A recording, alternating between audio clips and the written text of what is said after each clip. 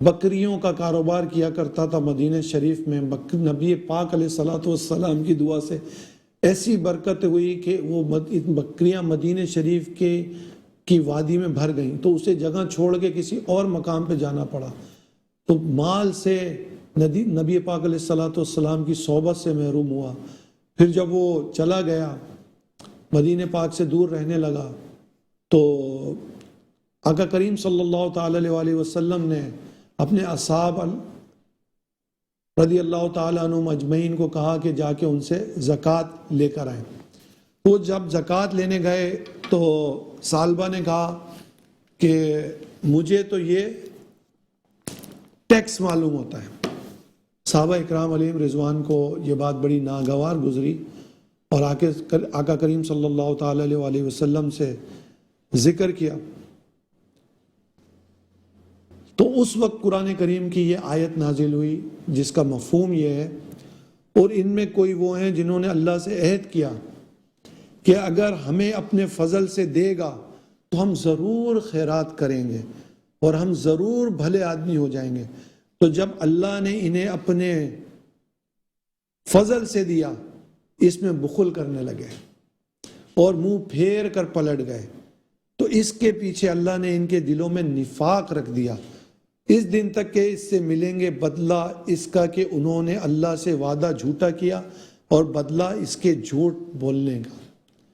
اب سوچئے کہ یہ قرآن کریم کی آیت نازل ہو گئی اور پھر ان سے زکوٰۃ نہیں لی گئی.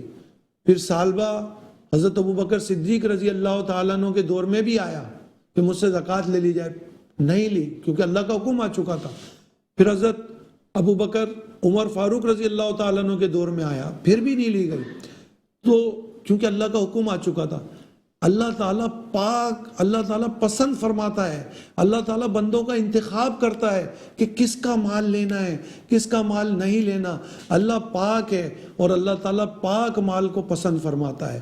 یاد رکھیے آپ کے مال کی جو زکوٰۃ ہے اس کے زیادہ مستحق معاشرے میں وہ کمزور طبقہ ہے. آپ کی زکوٰۃ سے ان لوگوں کی امداد کی جاتی ہے، آپ کی زکوٰۃ سے یتیم، بیوہ اور مزدور طبقہ پلتا ہے. اگر آپ زکوٰۃ روک لیں گے تو یہ معاشرے کا کمزور طبقہ اور کمزور ہو جائے گا.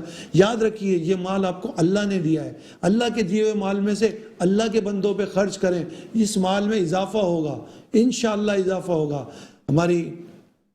یعنی اگر آپ اگر اپنے آپ کو مال بڑھانا چاہتے ہیں، میں آج آپ کو ایک نسخہ دیتا ہوں. اگر آپ اپنا مال بڑھانا چاہتے ہیں اللہ کی راہ میں خرچ کریں. آپ نے کوئی آدمی ایسا دیکھا ہوگا جس نے اللہ کی راہ میں خرچ کیا اور اس کا مال کم ہو گیا؟ آپ نے کوئی آدمی ایسا دیکھا ہوگا کہ جس نے پوری زکوٰۃ دی اور اس کا مال تلف ہو گیا؟ نہیں، کبھی نہیں، کیونکہ یہ اللہ کا وعدہ ہے کہ جب میری راہ میں خرچ کرو گے میں تمہیں اور دوں گا. تو معاشرے کا یہ حسن ہے. اگر آپ معاشرے یعنی آج جو معاشرہ غربت کا شکار ہے، ہم یہ کہہ رہے ہیں کہ مہنگائی ہو گئی، لوگ غریب ہو گئے، تو اس کی شاید بہت بڑی وجہ یہ ہے کہ امیروں نے اپنی زکوٰۃ دینا روک لی. جتنی زکوٰۃ ان کی بنتی ہے وہ زکوٰۃ نہیں دے پا رہے. وہ اگر معاشرے میں یقین کریں، اتنے لوگوں کے پاس پیسہ ہے، اگر وہ مکمل اپنی زکوٰۃ لیں تو شاید معاشرے میں کوئی غریب نہ ہو، لوگ سکون کا سانس لیں. اور دینا چاہیے، اللہ کی راہ میں دینا چاہیے. اللہ تعالیٰ عمل کی توفیق عطا فرمائے. قادری قریشی فاؤنڈیشن بھی اس ضمن میں کام کر رہی ہے، یتیموں، بیواؤں، مسکینوں کی مدد کر رہی ہے، لوگوں کو ہنرمند بنانے میں، لوگوں کو روزگار دینے میں، لوگوں کی مصیبتیں دور کرنے میں، لوگوں کو آباد کرنے میں مدد کر رہی ہے، لوگوں کا علاج کرنے میں مدد کر رہی ہے. میری آپ سے درخواست ہے کہ قادری قریشی فاؤنڈیشن کا ساتھ دیجئے. اسکرین پر آپ ہمارا اکاؤنٹ نمبر بھی دیکھ رہے ہوں گے. آپ اپنی زکوٰۃ، صدقہ اس اکاؤنٹ میں ڈپازٹ کروا سکتے ہیں. اللہ عمل کی توفیق عطا فرمائے. ہم ہمیشہ اپنے پروگرام کے اندر ایک وظیفہ بتاتے ہیں، تو آج کا وظیفہ یہ ہے، اکثر لوگوں کے دانتوں میں درد ہو جاتا ہے. قرآن کریم کی سورہ یاسین، جسے قرآن کریم کا دل بھی کہا گیا ہے، اس میں ایک آیت ہے سلام قولا من رب الرحیم. یہ آیت 3 دفعہ پڑھ کے اپنے انگلی پہ دم کریں اور دانتوں پہ لگا لیں، انشاءاللہ درد دور ہو جائے گا.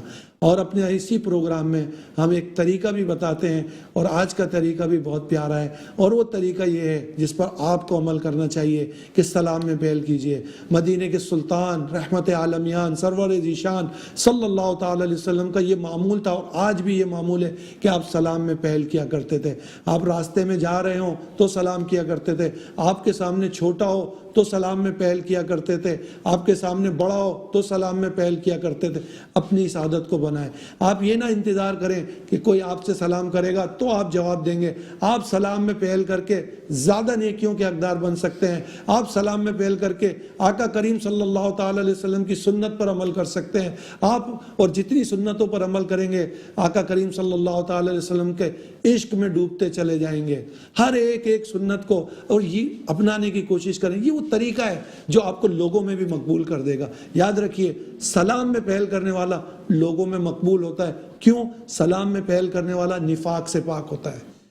سلام کو عام کیجئے۔ اللہ عمل کی توفیق عطا فرمائے۔ آمین بجاہ النبی الامین صلی اللہ تعالی علیہ وسلم۔